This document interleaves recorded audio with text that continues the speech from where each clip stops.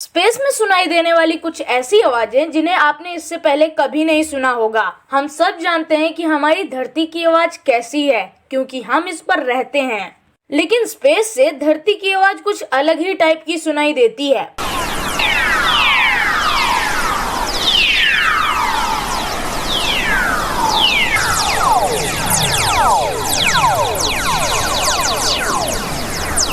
ये आवाज तब रिकॉर्ड की गई थी जब दो ब्लैक होल आपस में टकराए थे।